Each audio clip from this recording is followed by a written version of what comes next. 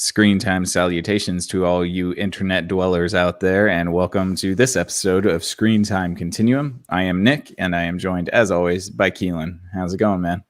Very well, very well. Can't complain. It's a wonderful Wednesday so far. Hey, that's not too bad. It is a wonderful Wednesday. It's the evening. I hope everybody's having a great evening or daytime or afternoon whenever you're listening to this. I hope that it's a beautiful day for you. Thank you so much for tuning in this evening. We wanted to carry on our conversation about the Amazon Prime series Invincible. Keelan and I just finished the second and third episode of this series. So we're going to talk about it tonight. And yeah, man, I don't know really where to pick up on this. See, you know, like I like this show, but it was really hard for me to like conceptualize how we were going to talk about it, because it's one of those shows where it's like it's fun to watch, but I don't know how making it interesting, like, you know, recanting it is. So yeah, maybe if you want to just give your first impressions so far. I'll start with, I agree with what you just said. I too had that issue leading in, and the first thing I thought was, man, we probably should have just did like the whole season. I think we should have probably. But that's okay. You know? Hey, I like doing it this way. We get the raw grittiness of it. But my first impressions of the second and third episode, hindsight. Wow. I thought I was going to learn a little bit more about Viltrumites in the second and third episode, but I did not. And what I do believe I learned about Viltrumites specifically is very vague, because it was just similarities between Mark and his dad. Yeah. For sure. I mean, I was trying to figure out a way to sort of like pick out the big things that happen in the second and third episode. And really, I mean, it picks up after the first episode with Omni-Man basically in a coma, and Mark and his mother finding that out. And so he kind of, during that time when his dad, Omni-Man, is in a coma, he decides to sort of step into the shoes of a superhero. And that's kind of what I think episode 2 was about. Do you think that that's off base? Do you think? No, I liked episode 2 a lot, because it gave Mark not just his first interaction. So what I gathered from episode 2, it wasn't just Mark becoming a superhero. It was Mark actually becoming a fully functional teenager. It almost seems as if he didn't have any identity before, and he was seeking that, and finding his powers made him confident in the small identity he was already building, which seemed to just kind of be like this good-hearted person around. Yeah, I think it's also worth noting that he found peers, you know, so he found another group of young superheroes that he could kind of learn from and sort of glom onto their identity a little bit too. Can we say learn with? Because aside from Eve, they suck. Oh yeah, they do suck. Totally. I was gonna say, what are they called? They're the teen team. Yes, actually, exactly. Yeah, I was about to say something else, but no, yeah, team. And I was teen. Yeah. Wow, that's a terrible name. It's a really bad name. But in the teen team, we have Adam Eve, which is one of Mark's crush, I guess. There's like a love triangle going on right now. But then you have what's his name? Rex Blower. Rexplosion. Yeah. One way or another, it's a porn name. It's a total porn name. And he's kind of a jerk. I don't know what his power is. Kind of like Gambit. He's like Gambit, right? Yeah. He can charge anything that's in his hands. So he uses coins, which I'm just like, dude, why? Well, because I'm wondering, and that's what I was gonna get at. I'm wondering, can he only charge metal? And if that is the case, what are his gloves made out of? Yeah, I don't know. I mean, he hasn't charged anything else that I remember. But he incinerated the paper, which showed that he can conduct heat through his hands in general. Right. And that also made me wonder, does he have actual hands? Because I don't. No, never mind. Sorry, I I thought that, and then we saw his hands when he Oh yeah, came right. out of the back. Yeah. Yeah, and then we have who else is there? Duplicate. I Yeah, thought she was cool. yeah, which I've always thought is weird because I'm like, how is a multiplier or like a duplicator or somebody like that ever going to be really useful in a team? I don't know. She just kind of served as fodder. I did like that every time she got shot, it was like she would duplicate before she died so that she didn't die. That was really cool. That's pretty cool. Yeah. I'm thinking that power comes in handy. No disrespect to those heroes, but they're like the infantry. Yeah. Perhaps. I mean, it's a distraction. Maybe. And I think there's something that I kind of like about this show too, and that's the creativity around it. We're not necessarily seeing the same old sort of superheroes, even though Mark is very much a Superman and so is Omni-Man. Yeah. But at least this teen team, there is a difference and a little bit of creativity. Like the duplicate thing, I really do like when, she's about to die, she just duplicates herself and she's fine, which is kind of cool. And then you have somebody like Robot, who's kind of like the Jarvis of the group. I call him more of an Ultron, but Well, yeah, we'll find out. He's probably closer to Ultron, yes. But yeah, he does like the logistics, and he's doing like all of the sort of communications, and he really becomes like the leader of this group of people, which I found weird. Yeah, the sentient robot leads the group of teenagers. Like what teenagers don't need is more technology telling them what to do. Well, that's fair enough. Yeah, it would be weird as well. I don't know where the robot came from, who built it, and I have a theory. Yeah, go for it. Well, I want to get to that theory a little later. Okay. Because of the episode 3 things that happen with Robot versus the episode 2 things that happen with Robot. Gotcha. Yeah. But I did like the Klaxon invasion. That was pretty cool. That was pretty cool. That was really cool. And the progressiveness of it in one episode and the way that they made it make sense as to the consistency, the changes and everything all within virtually 1 day, 2 days. Yeah, and that's kind of like the creativity that I like again. It could have just been sort of like a boring generic army of aliens, but they did try to make it a little bit interesting with that, the basically this I think it's Flaxen. Yeah, the Flaxen. Yes, Flaxen. So apparently when they come to Earth, time works differently for them. So unless they're shielded from our time, they begin to age really quickly. And that's something that they find out over the course of these invasions. I bet three invasions happen over the course of this episode, and each subsequent invasion becomes a little bit more technical because the Flaxens, although it's been only a day or two since they came to Earth, they've actually been gone for a decade back on their planet, or multiple decades, adapting their technology to try to get better. Even though this looks like it happens over a weekend, which I think is kind of cool. I mean, like these are fun ideas to play with, so I think that's I appreciate that more than just like throwing us a generic army of bad guys. Right. I also thought it was a bit of a play on how when things are out of sight, they're out of mind, and how fast things do change around you when you're not watching them. Yeah, definitely. Is there anything about the Flaxens? So they invade 3 times. They're smart. Yeah, they are smart. And by the 3rd time is really when Omni-Man comes to save the day. But I think it's the 2nd time when Invincible realizes he can do that sort of like burst of energy. When Adam Eve. No, was that the 3rd episode? No, that's episode 2. But there's no burst of energy, and he didn't realize anything. You missed it. He blacked out. What did he do? Oh, did he? He totally had no clue what happened. Oh, okay. Yeah. He totally blacked out, and he's like, I don't know what happened. I just know And then Rex cut him off and was like, just don't point that thing at me. And we never heard anything else about it. Because then Eve is singing his praises. And so that I'm glad that you missed that. I don't know why I'm glad. Well, no, I know why I'm glad. Because I have a theory that the Viltrumites have blackout, it's kind of like Berserker Rage for it's like blackout rage.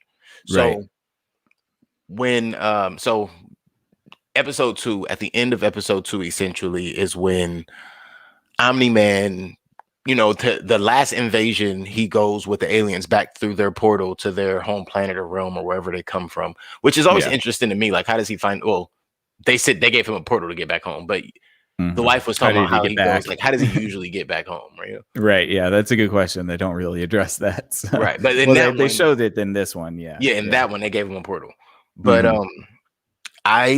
that scene was basically that moment. So you had the two things that happened for me. Yeah. Three things. Omni-Man talking about how he blacked out and he doesn't remember what happened to the Guardians. And then watching Mark, I want to call him Sam all the time, but watching Mark have that moment of, I said no, but he has no clue what he's like. I don't know what happened. I just know I got angry. Right. It makes you wonder, that blackout rage, does it overtake them? Does it take control of them, and why? Yeah, and maybe there's a trigger to it too, and maybe there's a trigger to it that somebody knows. I think there is a trigger, and the only person that knows is Nolan, aka Omni-Man, because I think the trigger is Mark. You think that the trigger is Mark? I think the trigger. I think our theory about the Hancock-like abilities, the closer they are, one becomes weaker, or they are weaker, further they are, the stronger.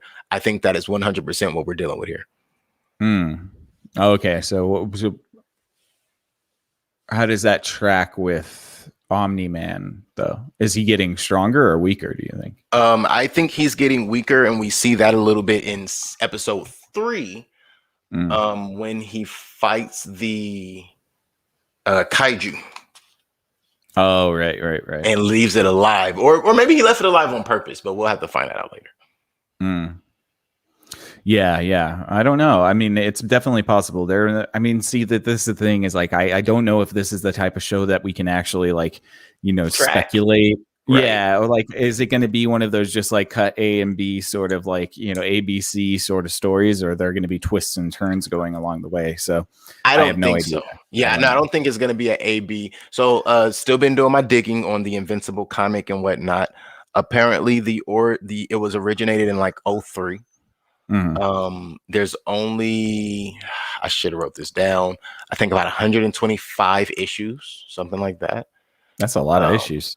It is, but considering that's it, like I think that like that was the contract for whatever they had. There may be, like, currently they're still discussing maybe another 6 issues of the comic itself, and that's it. So looking at that, I don't think there's gonna be as much mystery for much longer. I think the deeper we get into this and the more Amazon is able to flesh it onto screen, the closer to the actual source material will be. And that's another thing that I saw as far as reviews were concerned on the comic end of it, is that they're basically like right on the line. Okay, so they're following the comics very closely. Yeah. Yeah, which is fine. I mean, I don't know anything about the comics, so it'll still be a mystery to me. But well, it just what I learned is the comic does fill you in quite a bit about Viltrumites and everything. Okay, gotcha. And maybe we'll get a little bit more of that too. I assume that we're going to learn more about the Viltrumites in subsequent episodes for sure.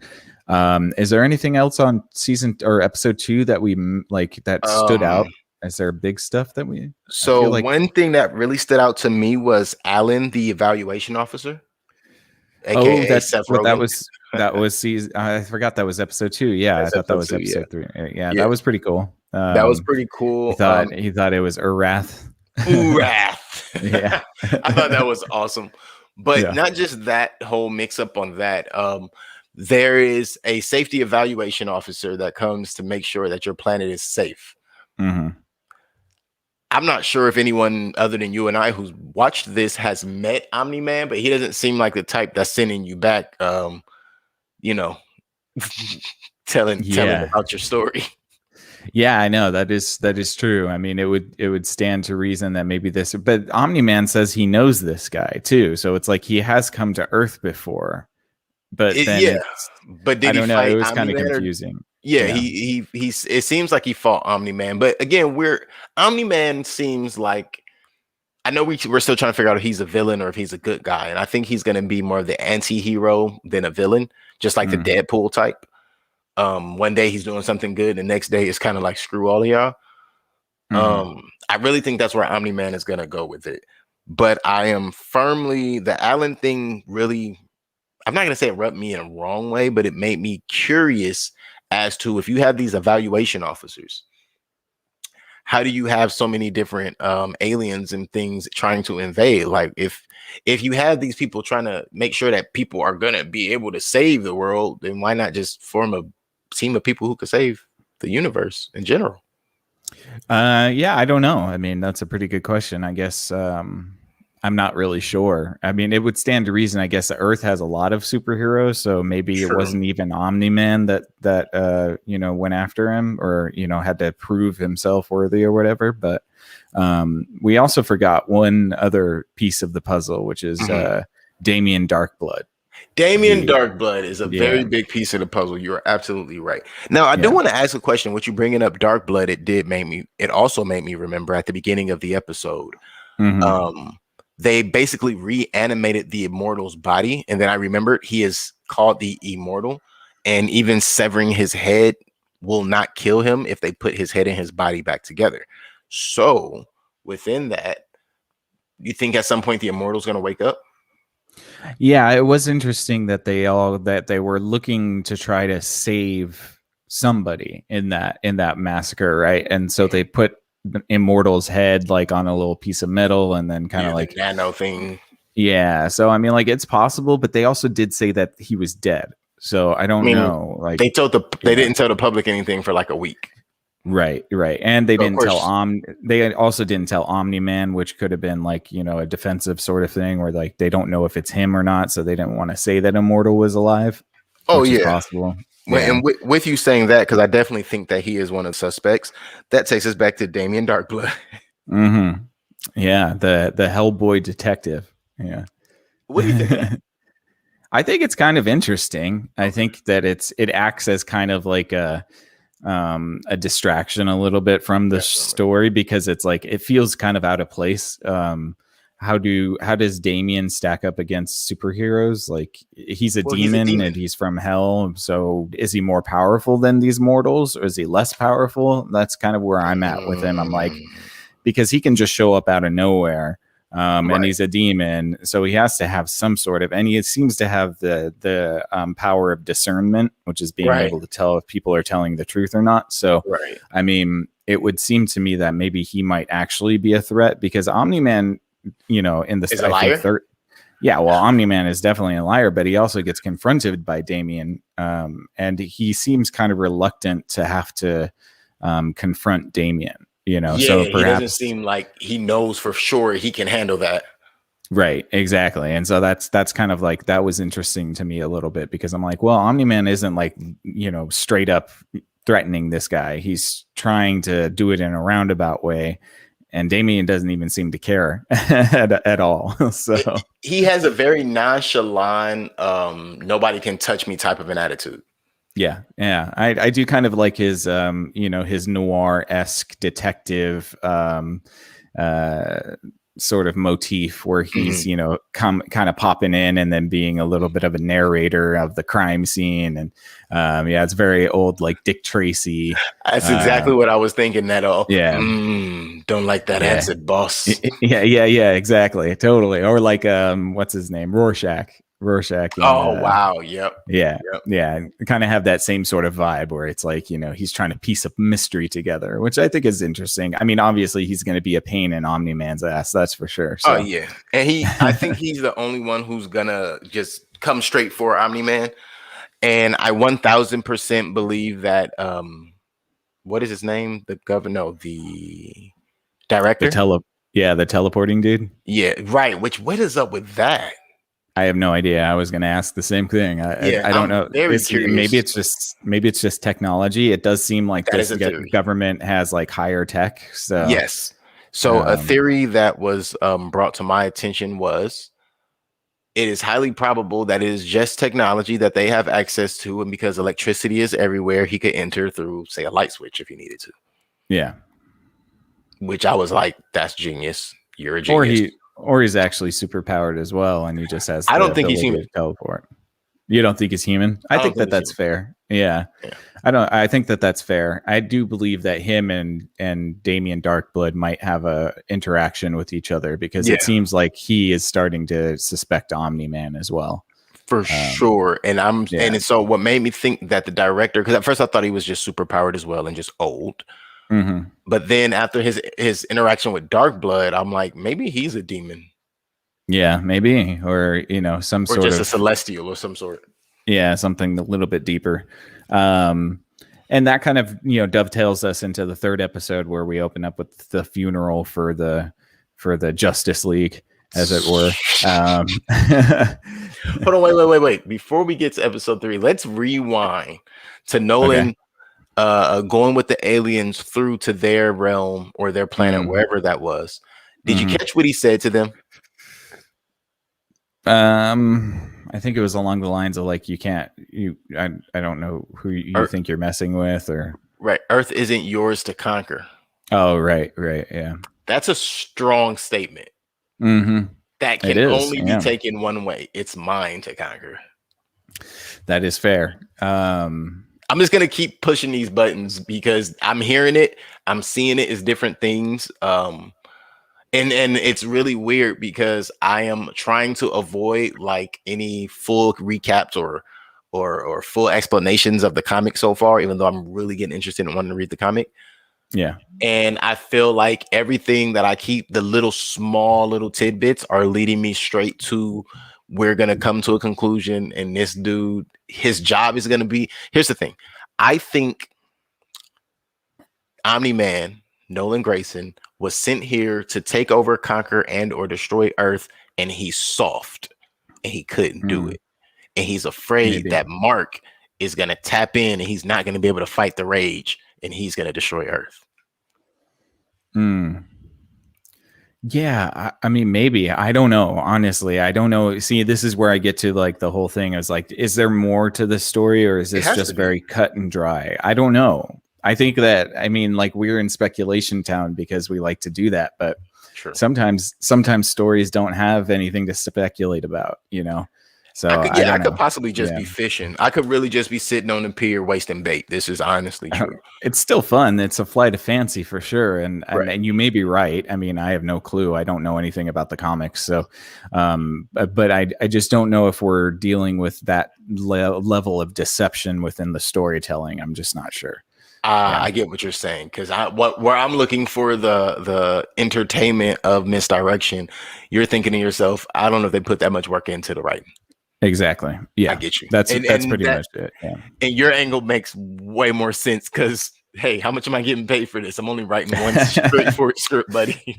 And it is fun to speculate. I mean, especially when there is a mystery involved. I just don't know if they're going to try to like do the, like make Omni-Man more sympathetic, or if he's just going to be the straight bad guy. I get you. I'm not really sure. I mean, I do believe that there's something more to him slaughtering the superheroes, but I don't think that it was an accident. I think he did it on purpose, so I don't know. Yeah, I don't think it was an accident. I honestly, just so we can cover how we both feel about that, I honestly think he just lost it. I think he's losing control. And part of losing control is losing your powers. Because remember, he could live to be thousands of years old. We don't really know how old he is. Yeah, I just don't know if they've established that he can lose control. You know what I mean? Like, no, they haven't established it. No. They have not established it at all. No. So it would make me a little bit. I think it'd make me a little bit hesitant if they tried to throw in a device in like the 5th episode that tells him like, oh, he's slowly losing his power. That's why he's freaking out like that. When there hasn't been like a clear demarcation of when this was happening, building up to that moment. So I don't know, like, it could be possible that he's losing power, but I really think that the angle they're going for is just that he wants him and his son to be the only superheroes on Earth. I think that that's more what he wants, to be honest. I think that he would gladly kill all the superheroes because he doesn't think that they're good enough. and that, you know, him and his son are the only two ones that matter. Now that is absolutely true, and I think that is evident in episode 3. Right. Yes, that is highly true. evident in episode 3. Yeah, you're right on that part. So go for it. Bring us in there. So as you were saying, we come into the Justice League. I mean, Guardians of the Globe funeral. Yeah. At first we have the public funeral, and Omni-Man gives the fluff speech, and then we have the real funeral, and he gives the heartfelt speech, which has the exact same beginning, but the meat of it is different. I thought that was very cool and important because it showed that whether he did it on purpose, whether somebody else triggered him, whatever, he had a real relationship with the people he killed, period. That doesn't make it right or wrong. Well, until he gets home and then snaps at his wife for calling them his friends, and then he's like coworkers. You know, so I mean, maybe everything right. No, you're absolutely right. Everything about that discussion, it's still pushing my point home about he's definitely not the good guy, but I can't say he's the bad guy.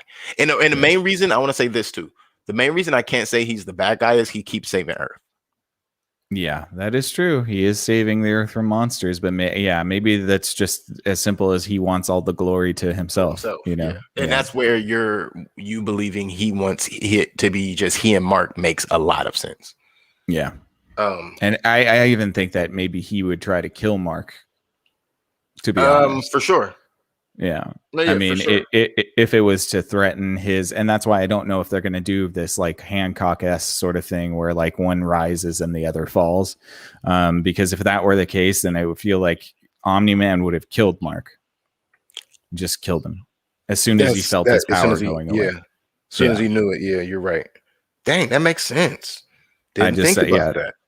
I think that's to me, that seems what his personality is, at least so far as what we know. Right. How funny was, and this is messed up in the moment of remembering the Red Rush is dead, but how funny was the moment of those aren't my friends, those are my coworkers, and it was like, oh, she couldn't even see Jeffrey, and he didn't exactly have an exclusive power. He just ran really fast. Right. Yeah. How icy was that? Yeah, he's being elitist about the powers, right? So another illustration of how he thinks very little of these people. Yeah. I thought that even though the Red Rush was the one that almost killed him, didn't matter to him. I guess almost doesn't count. That's true. And only in horseshoes and grenades. Right. Yeah, for sure. And what if the Red Rush did so much internal damage? That's part of what they're seeing when they say, when the assistant was like, I've never seen him on the ropes like this. Yeah, it's possible that he's lost a little bit of his speed and a little bit of his strength just because he took such a huge beating. Yeah. And he took an extreme beating. And that's something else I didn't consider until this moment. Maybe he's not losing his power. He just hasn't gotten back to 100 yet. Yeah, which I think that's fair. scary. Yeah, it's still very powerful. Scary. Yeah, right. I mean, he couldn't hold a candle to Superman, apparently, but yeah.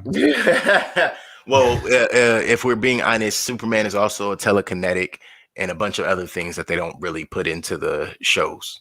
It's only in the comic. You have to read the comic books to know some of that stuff. Yeah, and laser vision and ice breath and all that stuff. Yeah. Well, they give him that once every like 2 movies, and if it were a TV show, he gets it like once through the whole series. Right. Yeah. Okay, so episode 3, you have the funeral, then everybody comes back, and what else goes down? Well, so after the funeral, everybody's going back. The director starts talking to the robot about wanting him to put the team together. That's right. Yeah. And then Mark has his first phone call with Amber, and I thought that was really cool. I also want to note that it was episode 3 when I realized it was worth noting that every time they put up the Invincible name and logo, it gets a little more bloodier. Yeah. With every episode. And I'm thinking by the last episode, it's going to be made of blood. Yeah, I would venture to say, it definitely seems as though it's getting bloodier and bloodier. So yeah, probably by the end, it's going to be all blood for sure. For sure. Yeah, right. For sure. What did you think of Rex and Duplicate being caught by Eve in the shower? How did you fare that situation? I mean, of course, clever teenage lie, right? normal teenage lie. No, we broke up. She's dating him now. See, they're always together. So there's something that gives me pause about this dynamic too. It would seem to me that Rexplode is an adult, and Rex is Adam, definitely an adult. and Adam Eve is like a 16-year-old girl. I don't know how old Duplicate is, but like, so there's another one of those. I know Game of Thrones did it again. I didn't even catch it until you're absolute. Well, no. Okay. So here is maybe the plausible loophole. And either way, you're right. I just remembered that these are high school students, and there's a whole. Yeah, that's not cool. I mean, they're part of the teen team, so I mean, I don't know how old Rex is, but he's not in the high school. I'm thinking Rex is more like your continuation school kid, because remember, when he's like, "Oh, where are you two coming from?" and she's like, "Well, we go to the same high school." Oh, well, guess who didn't go to high school? Yeah. It's like, so how old are you, dude? He's probably like the 22-year-old that still hangs. He's Matthew McConaughey in Dazed and Confused. Oh my god! Why was that image in my head? And then you said it, and it was weird. Yeah, it was weird because that image was in my head, and I was like, "What is that image? Why?" Yeah. Well, what is the line? One thing I love about high school girls: I keep getting older, and they stay the same. Oh, that's so gross, dude. No. Let's just be honest. When you're young, it's like, yo, that's a really cool line. Then you become an adult and you're like, what? Yeah, everybody would have. I mean, like in my adult years, I would have probably beat the crap out of Matthew McConaughey if he was hanging out with high school kids. Because he was like 24. Easily. Like you could have said 26. I still would have been like, yeah. You had said 28. Nah, he wasn't that old. No, definitely not. But he definitely could have got his own rental car. Yeah, for sure. But yeah, so like that was kind of weird. I mean, like I assumed that Rex was going to be that type of d-bag. Yeah, for sure. That didn't really surprise me.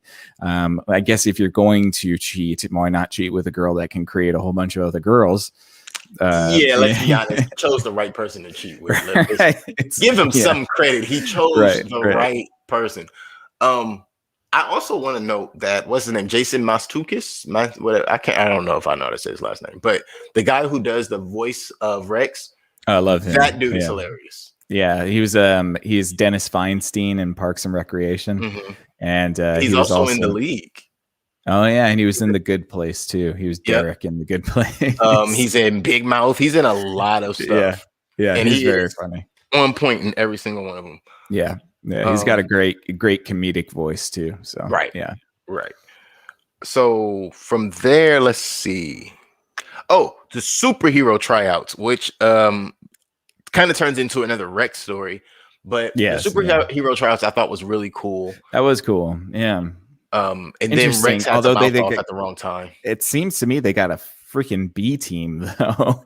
They definitely have the B team, but it seems like all that's left are B rollers. I guess so. Yeah. I mean, like seriously, the Global Guardians or whatever, they were like the Justice League. These are like, I don't know, B tier X-Men. Yeah. These are definitely House of M characters. Yeah. No, actually, I lie. House of M character, Brotherhood. Yeah, House of M characters were way stronger than them. What am I talking about? Right. But I did like the tryouts. I thought that was pretty cool. I like Monster Girl. Monster Girl's dope. She's pretty dope. I do like her curse. I do like the idea of the curse, of the concept of it, and because it's kind of like she's the Hulk, and the Hulk becomes this like.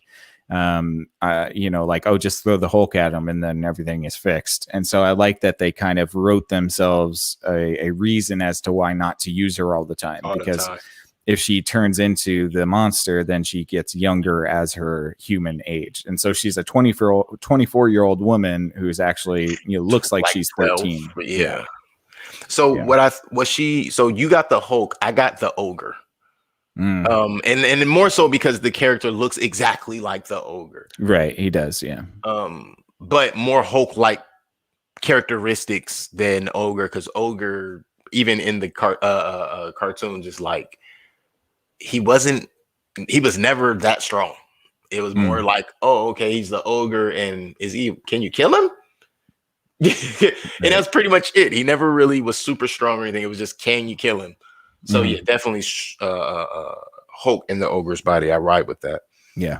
Now, I do have another question Mhm. because there was a statement made by Robot to Monster Girl about how, being trapped inside of something and people not being able to see the true you. And it's like, I was already thinking that Robot possibly was not an actual robot. Do you think that, and this is where I got that Ultron thing from, do you think that Robot is just a sentient, like a sentient mind, like something like an Ultron, or do you think it's a human being in a suit? I would tend to say it might be a consciousness in a Mhm. robot. Like somebody put their consciousness into the robot That's at what I was some thinking point. too. Yeah. But then I try to think of it to myself: does he exhibit like supercomputing skills? Because maybe then he's just like an AI system. I don't know. I can't He really remember. Right. I have not seen any supercomputing.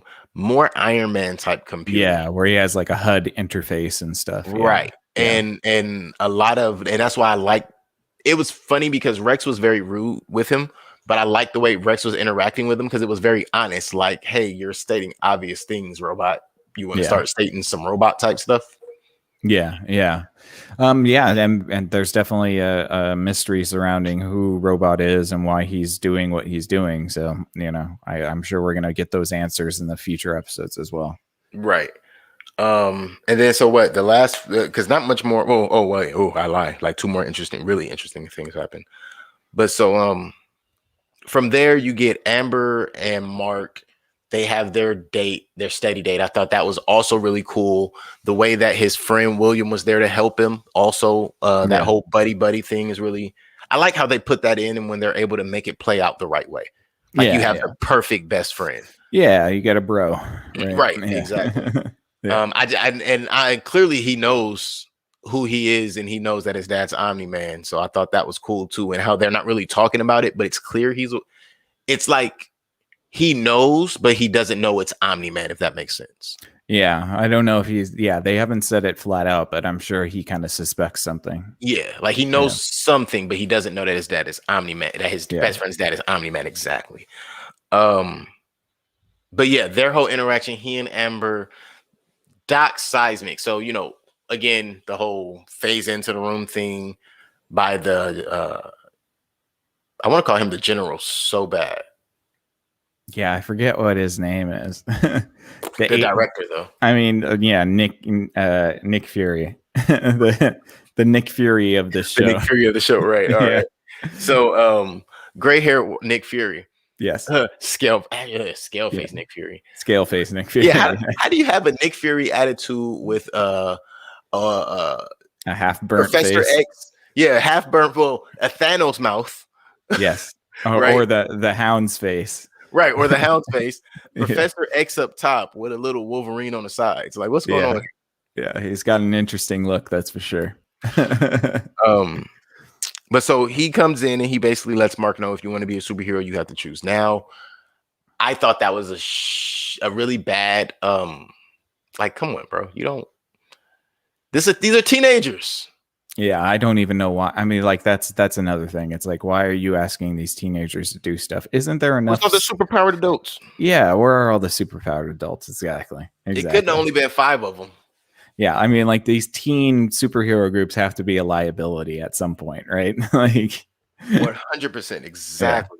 So Mark and Eve go, and her and Adam Eve. Do we need to talk about that?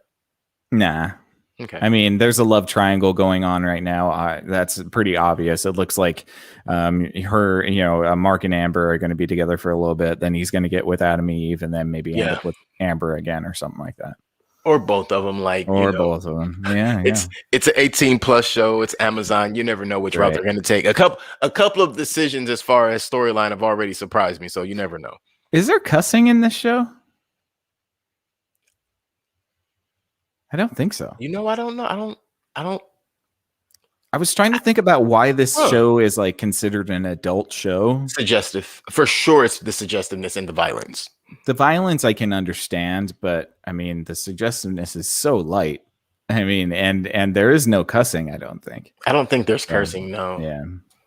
And definitely no nudity. Yeah. Thank God, because these are supposed to be teenagers. Yeah, right. And I think that's why there's not much or no cursing as well. Yeah, they Though may have had to I think water Omni Man down may the. have said "damn." Omni Man, yeah. No, he didn't. He said "now." Wow, and he said it so sternly. I took it as "damn."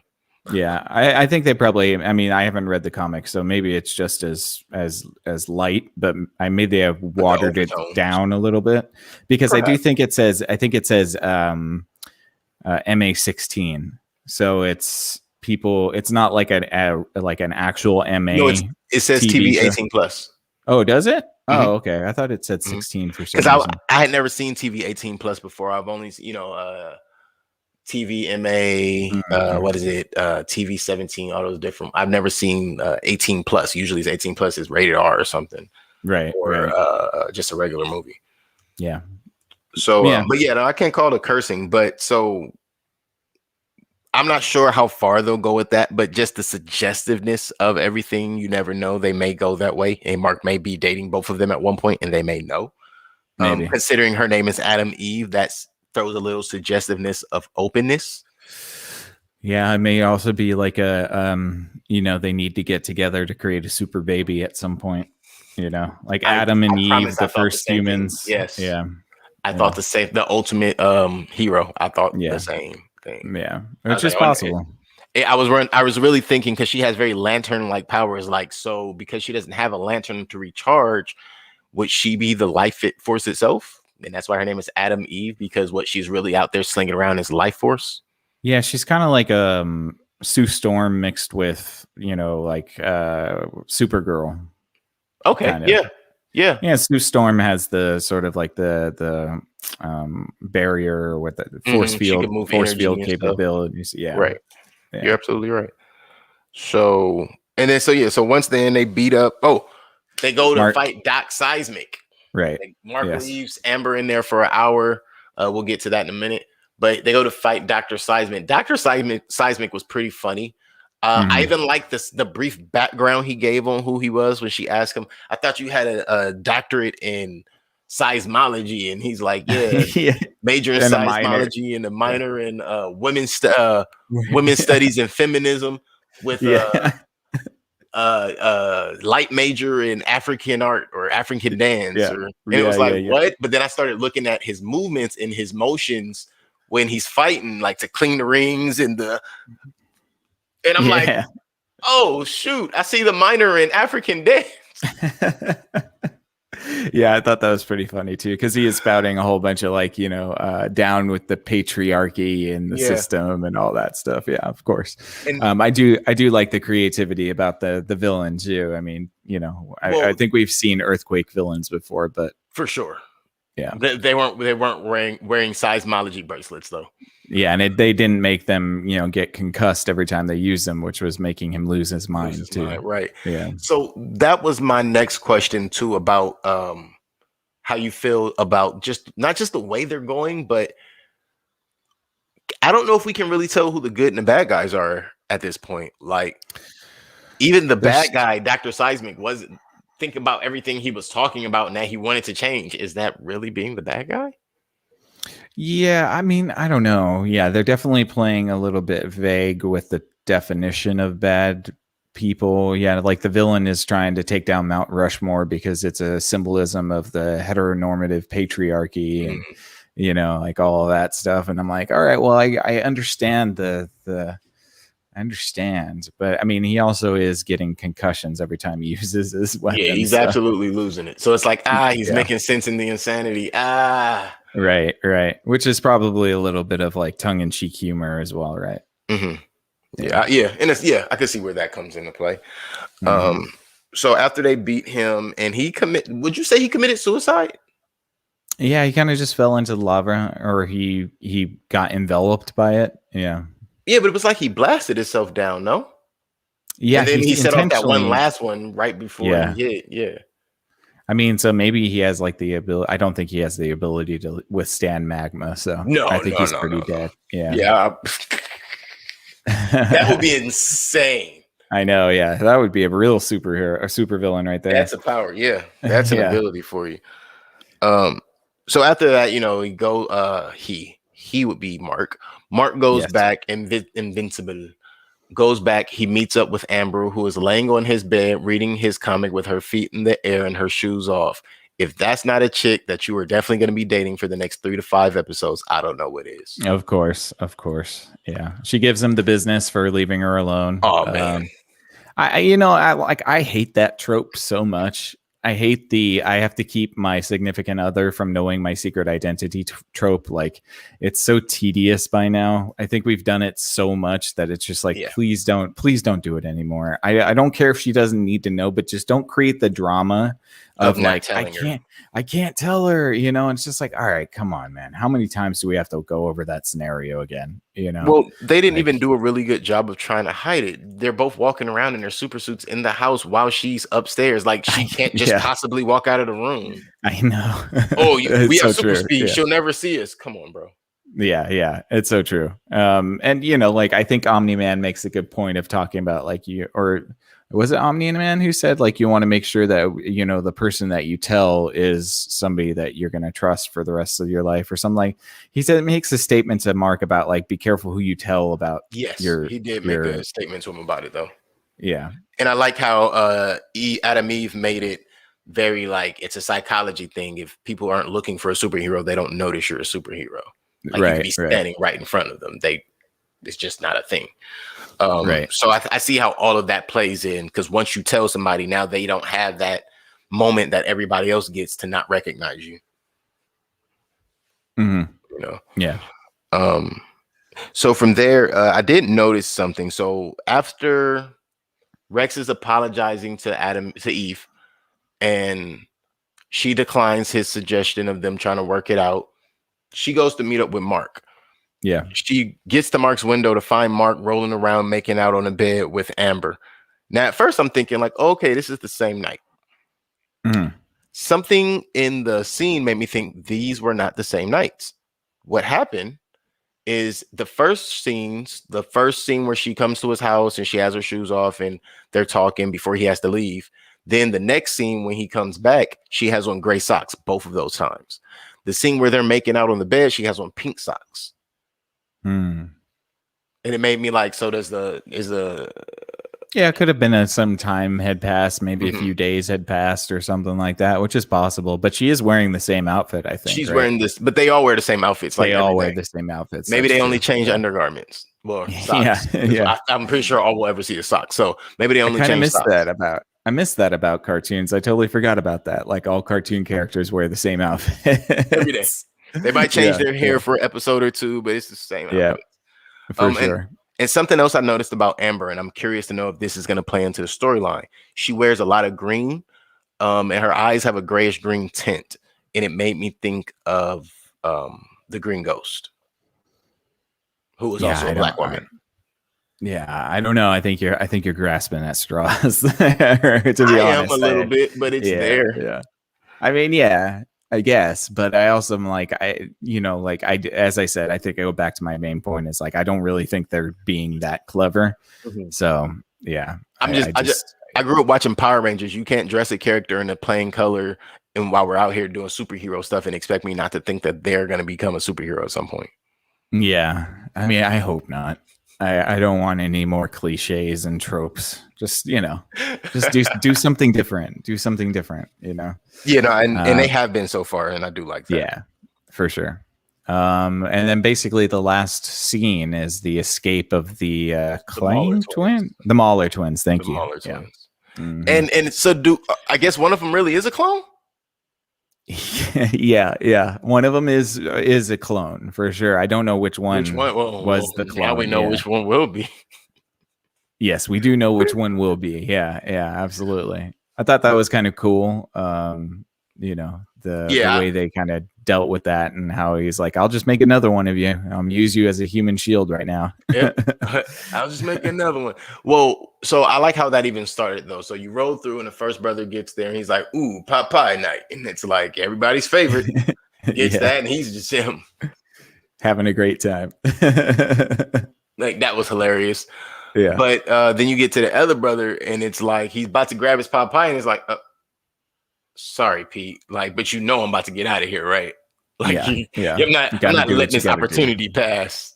Right. Yeah. Exactly. Yeah. But I like how he at least apologized to him, like, sorry, Pete. Like, it's no hard feelings, right, bro? Like, Yeah. Yeah. it's Of just course. prison.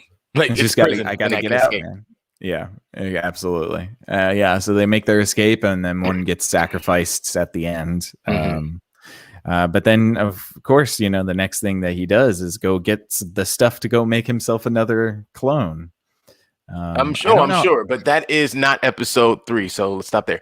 Um, That's true. Is that the beginning of episode 4? I think it's like right at the beginning.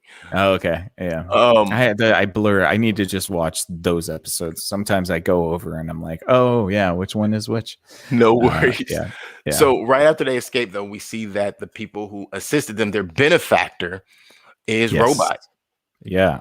Yeah. which I'm not that surprised by. I guess I'm not necessarily surprised by it. I don't know why. To test the new crew to see if they're worthy, because he You think feels that that's the what it Mueller. is? He feels like if you could stop the Mueller twins, I already see that ahead.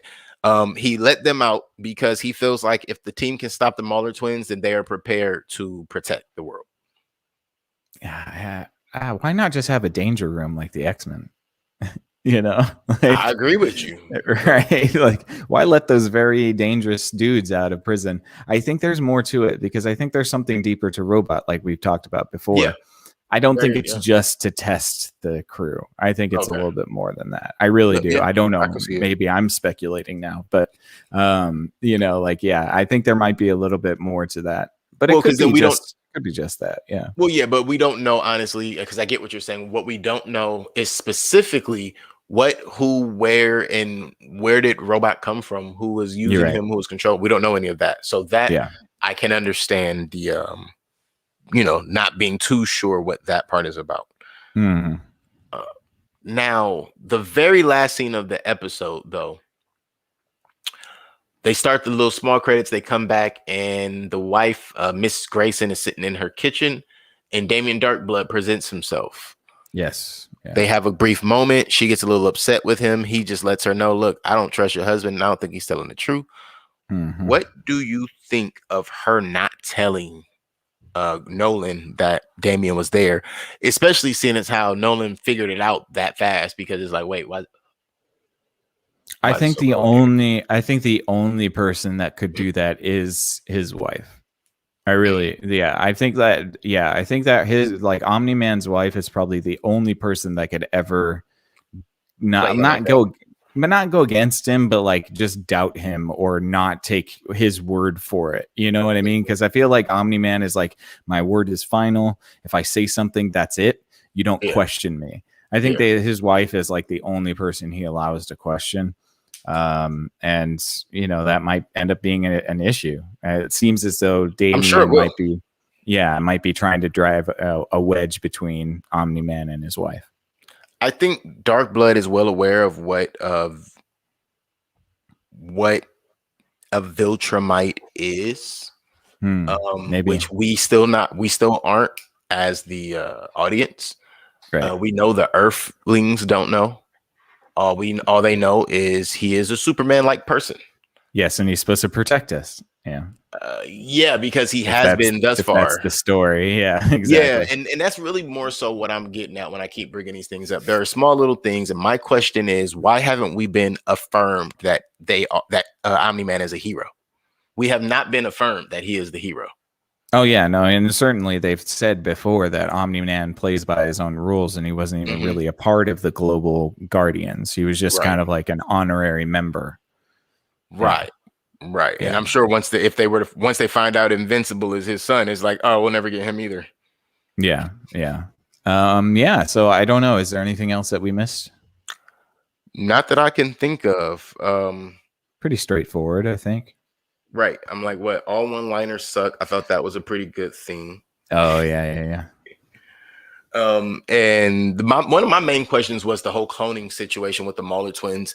If you thought they were actual clones, and at this point, I think they are all clones, but it's very similar to what we think with Robot in the consciousness situation.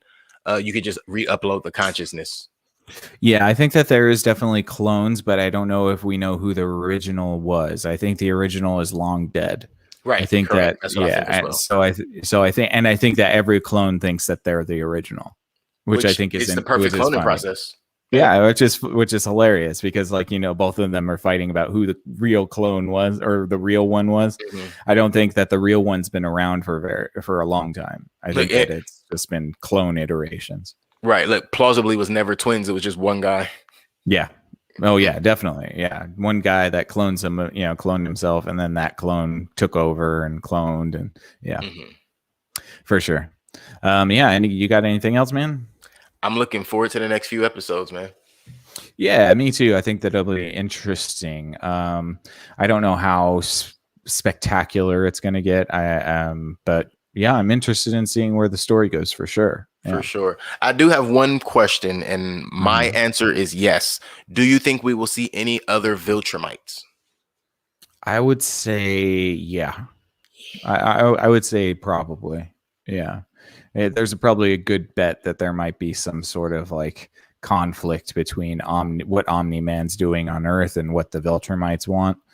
Whether it's he's supposed to be conquering Earth and he hasn't done that yet, or he's supposed to be protecting Earth and he's killing superheroes. It's like Right. one or the other. Or Yeah. what if he's supposed to send his child back to Viltrum? Yes, maybe they come to collect Mark, in order to send him to another planet. That could be a possibility for sure. Yeah. Yeah. So I guess we'll have to see, right? Yes, indeed.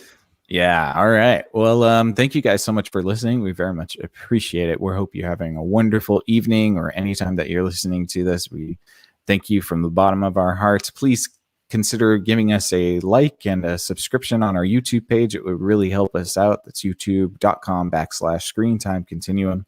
We're trying to build that subscriber base, trying to give you guys really good content. And we just hope that you guys are enjoying, because we're having a great time reviewing random stuff and like getting silly with stuff. I think it's been a lot of fun. So if you want to check out what Keelan does with his podcast, If Numbers Could Talk, please check that out. It is on Tuesday night at 6 p.m. He's got a YouTube channel and a Facebook page. Go check that out. If Numbers Could Talk. He's also obviously on the Thinkering Talks page, which is our conglomerated network. You can, if you want to see all of our podcasts, you go to our Facebook page, Thinkering Talks, and it's all there. I also have a podcast called Exofathom. It's on Monday and Friday night at 8 p.m. if you feel like checking that out. If you're a purist at heart and just want to hear us talk, we very much appreciate you. We're here on Wednesday and usually Saturday or Sunday, depending on our schedules. But yeah, thank you for taking this trip through the Screen Time Continuum. For Screen Time Continuum, I'm Nick. And I'm Keelan. Thanks a lot, you guys. Ha, Jinx, steal me a soda.